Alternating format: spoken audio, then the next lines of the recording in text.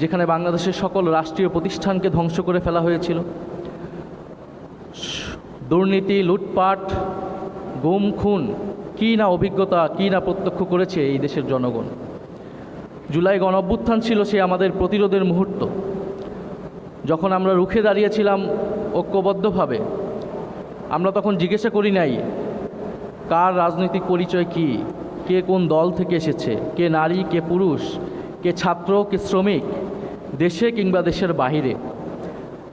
এই গণঅভ্যুত্থানে সবাই সমানভাবে অংশ নিয়েছে।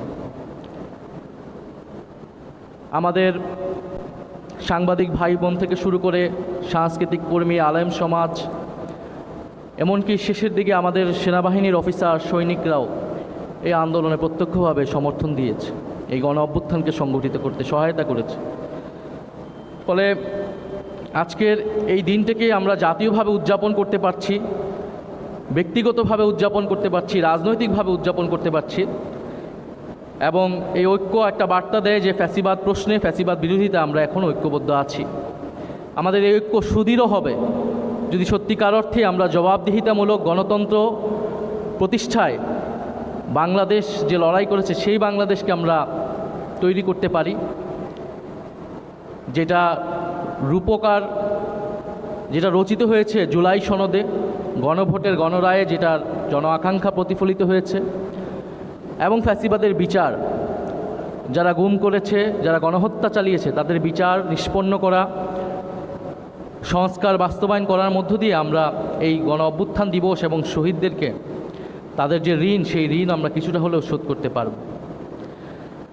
আজকের রচনা এবং চিত্রাঙ্কন প্রতিযোগিতায় যারা অংশগ্রহণ করেছে তাদেরকে শুভেচ্ছা জানাই, যারা ভালো করেছে তাদেরকে শুভেচ্ছা জানাই।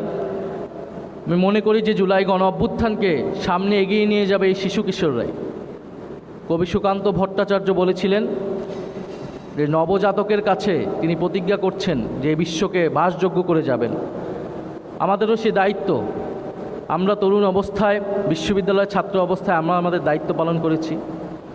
এখন এই শিশু কিশোরদেরকে দায়িত্বশীল হিসেবে গড়ে তোলা, বাংলাদেশের নেতৃত্ব হিসেবে গড়ে তোলা, যথাযথ নৈতিক মানবিক মূল্যবোধ সম্পন্ন নাগরিক হিসেবে গড়ে তোলা, এটা আমাদের সকলের দায়িত্ব। এই শিশু কিশোররাই আগামীতে বাংলাদেশকে নেতৃত্ব দিবে, জুলাই গণ অভ্যুত্থানকে ধারণ করবে এবং জুলাই গণ অভ্যুত্থান আমাদের সাহিত্যে, আমাদের ইতিহাসে স্বর্ণাক্ষরে লেখা থাকবে। এই ধরনের আয়োজনকে এই জন্য আমি স্বাগত জানাচ্ছি এবং সংসদ সচিবালয়কে আমি ধন্যবাদ জানাচ্ছি। জুলাই গণ অভ্যুত্থান যেহেতু আমাদের একটা জাতীয় দিবস, আমরা জাতীয়ভাবে এটা পালন করছি। আমরা অতীতে দেখেছি যে এই ধরনের জাতীয় দিবসগুলোতে রাজনৈতিক পক্ষগুলা এক হতে পারে না, একসাথে উদযাপন করতে পারে না। আমাদের এটা একত্রে উদযাপন করা উচিত বাংলাদেশকে ঐক্যবদ্ধ রাখতে হলে।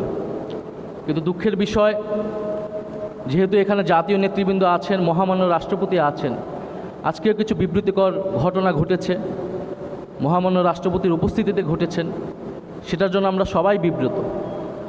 এবং সারা দেশের বিভিন্ন জায়গায়, বিভিন্ন জেলায় আমরা এরকম বিভাজন দেখেছি।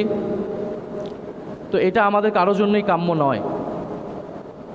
আমরা জাতীয় অনুষ্ঠানে আশা করব যে সার্বজনীনভাবে এই অনুষ্ঠানটা পরিচালনা করা হবে, সার্বজনীন বক্তব্য, সার্বজনীন ইতিহাস সেখানে উপস্থাপন করা হবে, যাতে আমরা সকলেই সেটাকে সমানভাবে অংশীদারিত্ব অনুভব করতে পারি। এবং দিন শেষে তো এই জুলাই গণ অভ্যুত্থান জনগণের, সেই জনগণের কৃতিত্ব যাতে জনগণকে আমরা ফিরিয়ে দিতে পারি। কিন্তু যদি এই ধরনের জাতীয় দিবসে দলীয় বক্তব্য, দলীয় ইতিহাস প্রচার, দলীয় ন্যারেটিভ প্রচার করা হয়, সেখানে বিরোধী দলের বা ভিন্ন রাজনৈতিক দলের অংশগ্রহণের জায়গাটা সংকুচিত হয়ে আসে। ফলে আমরা আশা করব যে যেই বাংলাদেশ আমরা গণ অভ্যুত্থানের পরে পেয়েছি, আমরা আমাদের রাজনৈতিক সংস্কৃতিতে এটা পরিবর্তন আনব, যাতে আমরা জুলাই গণ অভ্যুত্থান দিবস এবং এটার যে স্পিরিট, যে গণতান্ত্রিক এবং বৈষম্যহীন বাংলাদেশ, সেটা আমরা ঐক্যবদ্ধভাবে উদযাপন করব। আমাদের রাজনৈতিক মত থাকবে, ভিন্ন মত থাকবে, সমালোচনা থাকবে, কিন্তু জাতীয় প্রশ্নে মহামান্য রাষ্ট্রপতি যেখানে উপস্থিত থাকবেন, সেখানে আমরা সার্বজনীনভাবে ঐক্যবদ্ধভাবে আমরা জাতীয়ভাবে আমাদের জাতীয় ইতিহাস চর্চা করতে চাই, জাতীয় দিবসগুলোকে আমরা উদযাপন করতে চাই।